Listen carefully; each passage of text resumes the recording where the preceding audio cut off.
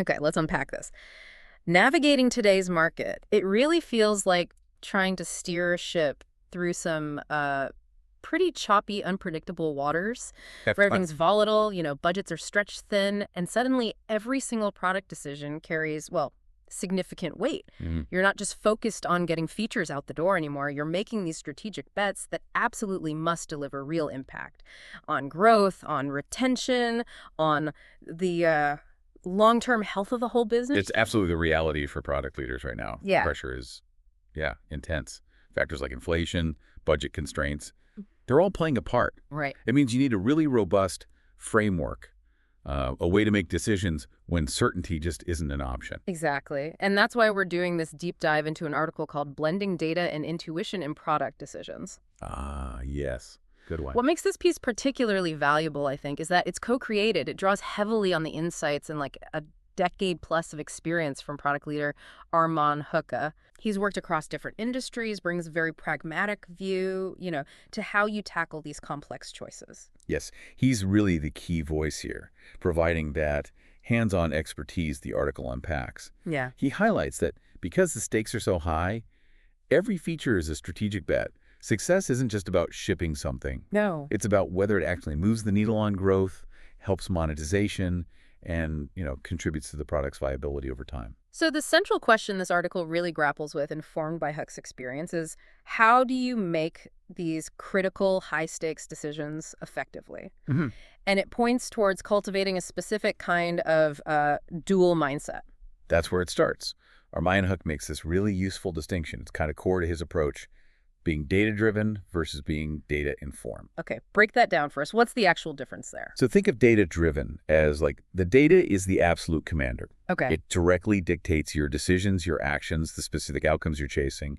The data is the primary, maybe even the sole guide. Right, data calls the shots. And data informed. That's where you use the data, absolutely. But you blend it. You bring in your own intuition, your accumulated experience, your gut feeling. The data doesn't command. It informs your perspective as crucial context. Huq really stresses that this blend gives you a far more holistic picture for deciding how to move forward. Got it. It's not an either. It's about leveraging both. That makes a lot of sense. Data provides the crucial evidence, but your experience helps you interpret it correctly within the bigger picture. Exactly. Can you maybe walk us through an example from the article where this blend was really essential? Certainly. Armaan Huq shared this challenge he faced, building products for a third-party vendor. This was in commercial real estate. Okay. They needed to decide which top 3 tools to prioritize for a completely new platform deployment. And why was getting that list right so critical? What was the risk? Well, because choosing the wrong tools right at the start could lead to really poor user adoption from their clients. Oh, yeah. I mean, they missed out on valuable business opportunities. Just like we were saying, a high-stakes bet with real consequences. So facing that decision, how did he apply this data-informed approach? What did they actually do?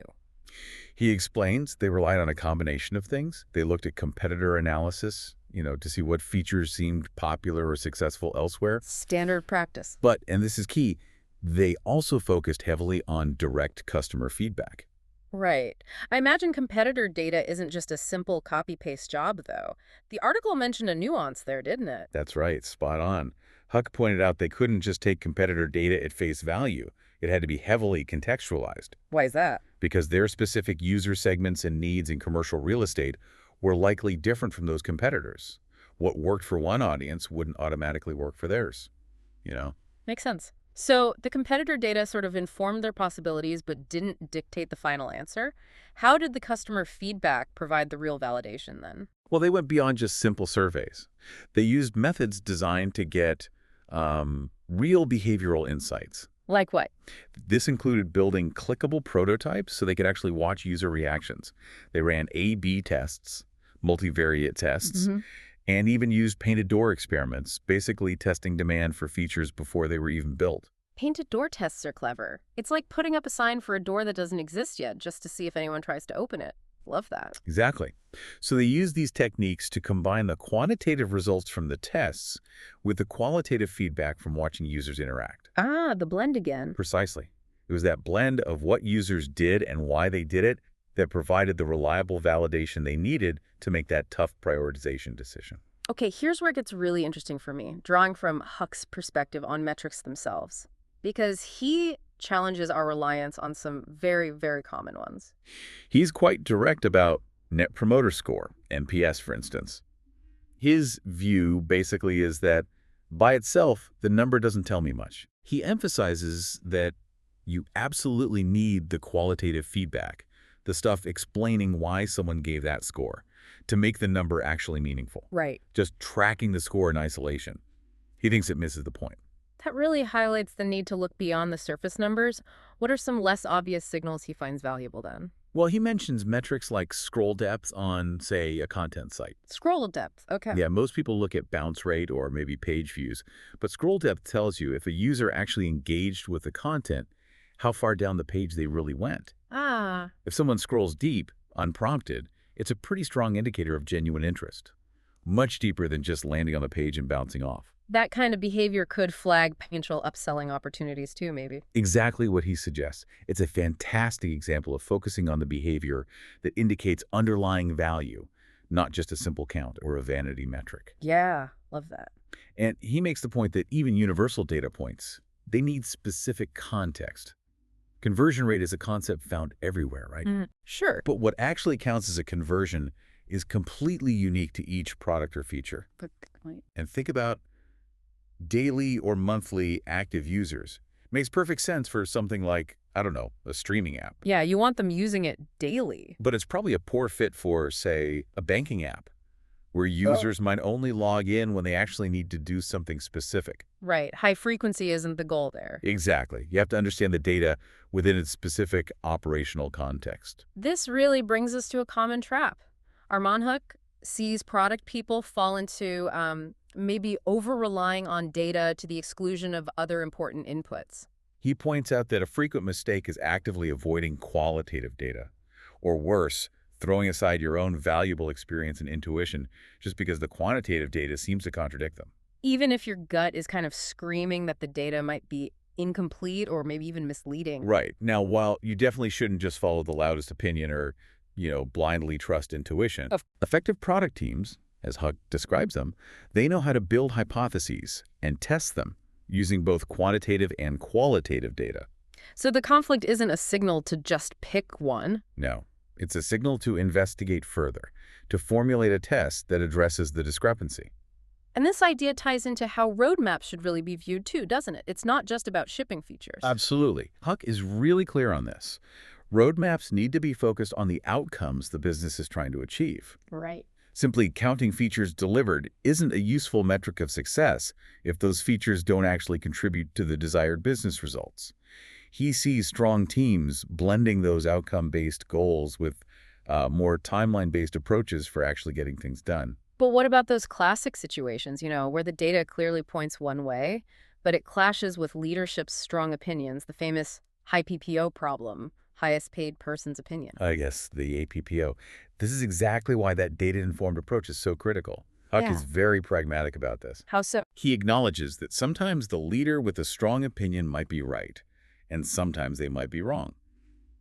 You need to respect opinions, definitely, but ultimately rely on evidence. Okay, but how does he suggest navigating that tension practically in the real world? His solution is really grounded, he says. Design experiments that specifically test both the direction indicated by the data and the hypothesis based on that leadership opinion. Test both ideas. Exactly. You put both ideas to the test in reality, and then, as he puts it, you pick the winner based on the actual results. Okay. It values the opinion by giving it a fair chance to be proven right, but ultimately the decision is led by testing and evidence. That's a really smart way to keep the focus on what actually works rather than, whose opinion wins the argument. The article also highlights how the specific industry environment dramatically changes the product leader's approach. That seems crucial too. Oh, it's a massive factor. The core difference from Armaan Huq's perspective really comes down to risk tolerance. Risk tolerance? Well, in highly regulated industries like, say, healthcare or finance, the need for stringent risk mitigation, detailed documentation, formal approval processes It's all much, much higher. Which inherently slows things down, right? Exactly. Compare that to more experimental environments, perhaps in certain tech spaces, where there's generally higher risk tolerance and a real priority on speed. Got it. And this has a direct impact on how quickly you can iterate and use data. Quick A/B tests, rapid iteration that's standard in experimental settings, but often much slower or sometimes just not feasible in those highly regulated ones. So you can't just apply the same metrics across the board either then? No, definitely not. And Huq reiterates this point strongly. He says, feature delivery is not a success metric, regardless of the environment. Okay. And the relevant metrics change based on the goal. For revenue goals, he's looking at things like growth rate, average revenue per user, ARPU, customer lifetime value, CLTV metrics that directly tie product work to the economic value generated. For acquisition and retention goals, it's things like decreased acquisition cost or increased retention or activation rates, and metrics like daily or monthly active users. They're only really relevant where that type of frequent engagement is actually expected and desired for the product's function. This raises another really crucial point the article covers. For data to be truly effective, it can't just live in a silo somewhere. Everyone needs to understand it and use it right. That's the challenge of building organizational data fluency. As Huq notes, different departments often need different data views. No single dashboard is going to serve executive leadership, sales, product, and marketing equally well. It just won't. So how does he tackle that challenge? What's the approach? His approach involves tailoring the data view. He actually works with leaders from each function, execs, sales, product, marketing. He has conversations to really understand their specific information needs. Okay, so talking to people first. Yes. And based on those conversations, he then creates customized dashboards specifically for each group. Giving them the data they need to make their decisions. Precisely. And where there's overlap in needs, he'll combine elements on dashboards. This helps give different departments visibility into how their work impacts others. Breaking down the silos. Exactly. The goal is that data shouldn't be siloed. Everyone needs the necessary access and, crucially, an understanding of how their decisions fit into the bigger picture. It sounds like there's a really strong emphasis on data and metrics throughout, but the article brings us back quite powerfully to that human element, to the role of intuition. Yes, and Armaan Huq shares a specific personal experience that really highlights this beautifully. He was working on building a tool to help patients find and book appointments with specialty doctors. Okay. And they faced this core product decision. When showing search results, should the system prioritize convenience factors like nearby location or late appointment hours, or should it prioritize cost? That's a classic trade-off. What did the initial data suggest? Well, the initial data they gathered pointed towards convenience being the primary driver for users. That's what the numbers said. But Huq's intuition, his gut feeling, based on really understanding patient needs and anxieties, told him that cost was likely a more significant factor for many people than the initial data showed. So he had the data pulling one way and his intuition, his gut pulling another. What did he do? Did he just pick one? No, and this is the key. Instead of forcing a choice between the two based on either data or intuition alone, he didn't pick for the user. Okay. They built filters. Filters that allowed users to prioritize based on their own needs. Users could filter by convenience, by cost, or probably use a combination of both to find what worked for them. Let the user decide the trade-off themselves. And what was the outcome when users were actually given that choice? It turned out users did often start by looking at convenience first, just like the initial data suggested. Okay, so the data wasn't wrong. Not wrong, but incomplete, because they then quickly factored in cost as a critical secondary filter.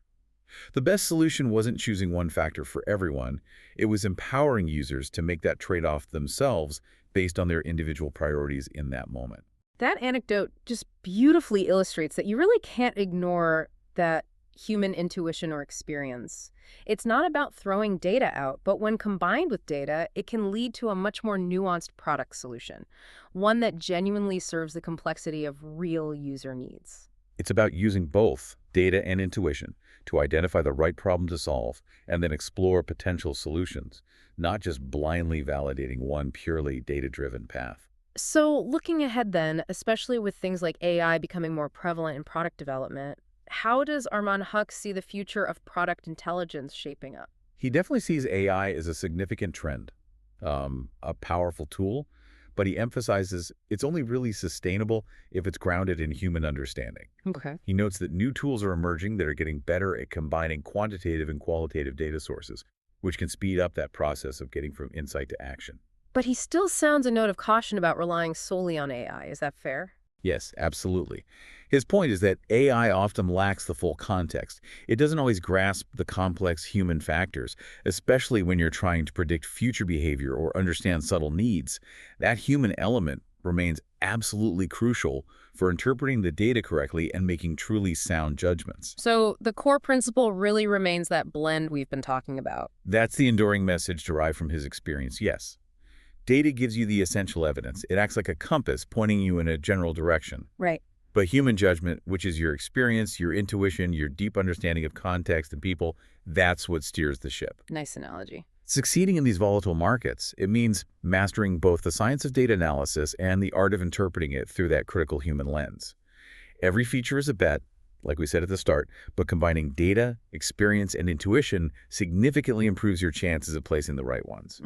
So what does this all mean for you listening right now? Maybe think about a product decision you're currently wrestling with, big or small. Where does the data seem to point you? And then ask yourself, where does your own intuition or your experience feel like it's pulling you in maybe a slightly different direction? Or suggesting a nuance the data might be missing? Yeah. And then the practical step. How could you design a small experiment? Maybe it's just a simple observation or a quick test. Doesn't have to be complicated to explore both possibilities and see which one holds up best when it actually meets reality.